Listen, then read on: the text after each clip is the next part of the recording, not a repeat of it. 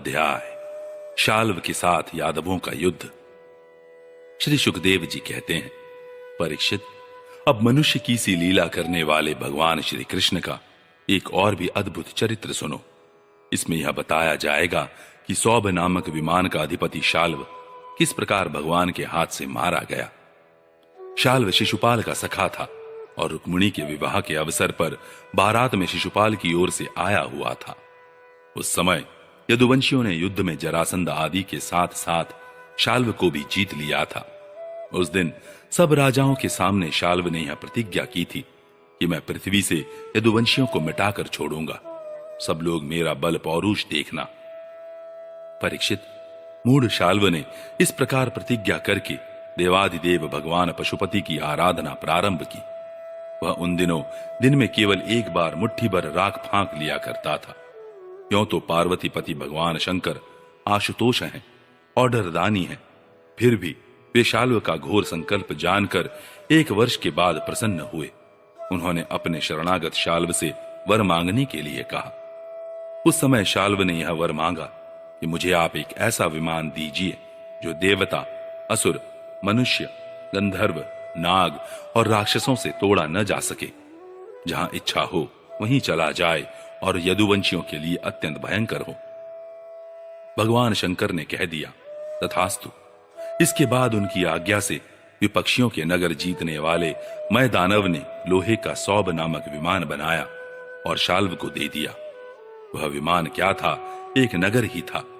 वह इतना अंधकारमय था कि उसे देखना या पकड़ना अत्यंत कठिन था। चलाने वाला उसे जहां ले जाना चाहता वहीं वह उसकी इच्छा करते ही चला जाता था। शाल्व ने वह विमान प्राप्त करके द्वारका पर चढ़ाई कर दी, क्योंकि वह वृषणिवंशी यादवों द्वारा किए हुए वैर को सदा स्मरण रखता था। परीक्षित, शाल्व ने अपनी बहुत बड़ी सेना से द्वारका को चारों ओर से घेर लिया और फिर उसके फल फूल से लदे हुए उपवन और उद्यानों को उजाड़ने और नगर द्वारों, फाटकों, राजमहलों, अटारियों, दीवारों और नागरिकों के मनोविनोद के स्थानों को नष्ट भ्रष्ट करने लगा।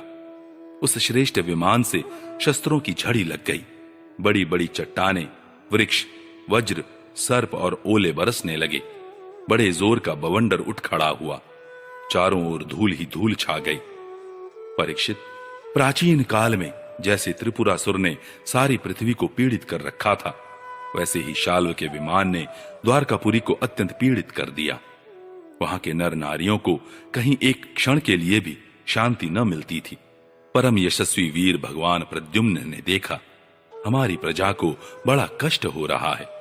तब उन्होंने रथ पर सवार होकर सबको ढांढस बंधाया और कहा कि डरो मत। उनके पीछे पीछे सात्यकी, चारुदेशण, सांब, भाइयों के साथ अक्रूर, कृतवर्मा, भानुविंद, गद, शुक, सारण आदि बहुत से वीर बड़े बड़े धनुष धारण करके निकले। ये सब के सब महारथी थे। सब ने कवच पहन रखे थे और सबकी रक्षा के लिए बहुत से रथ, हाथी, घोड़े तथा पैदल सेना साथ साथ चल रही थी।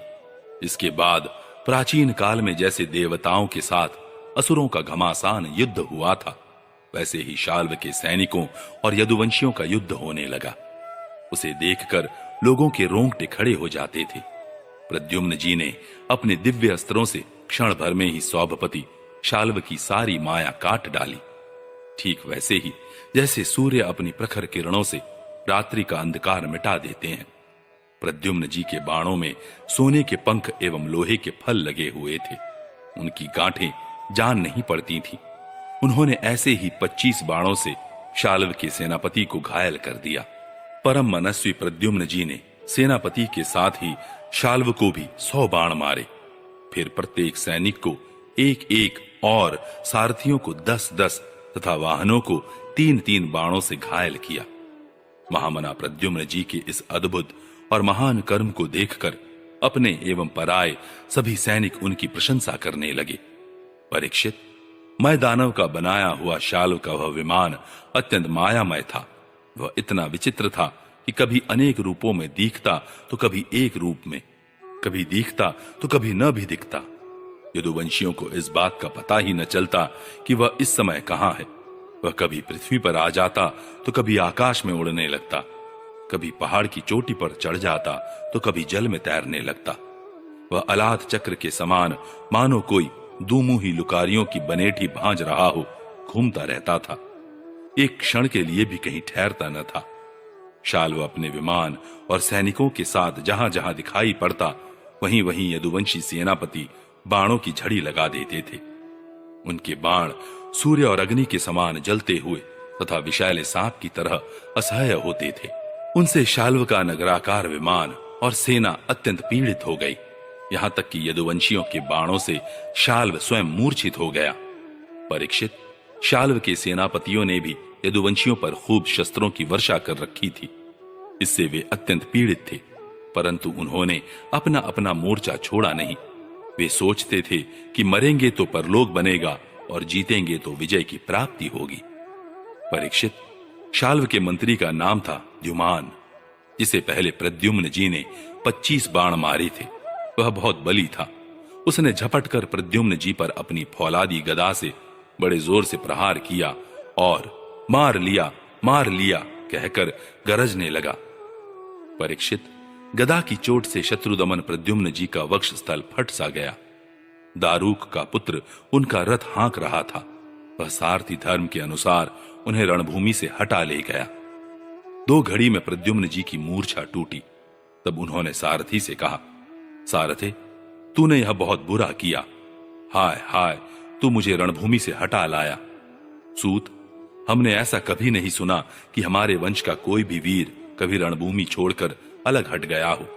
यह कलंक का टीका तो केवल मेरे ही सिर लगा। सचमुच सूत, तू कायर है, नपुंसक है।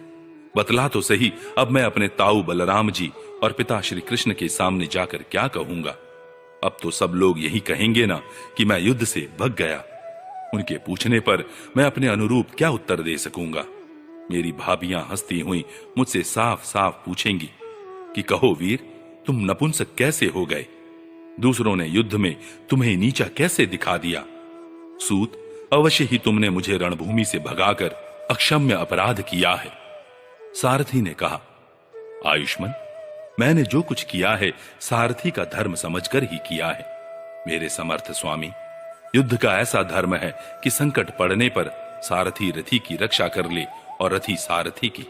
इस धर्म को समझते हुए ही मैंने आपको रणभूमि से हटाया है।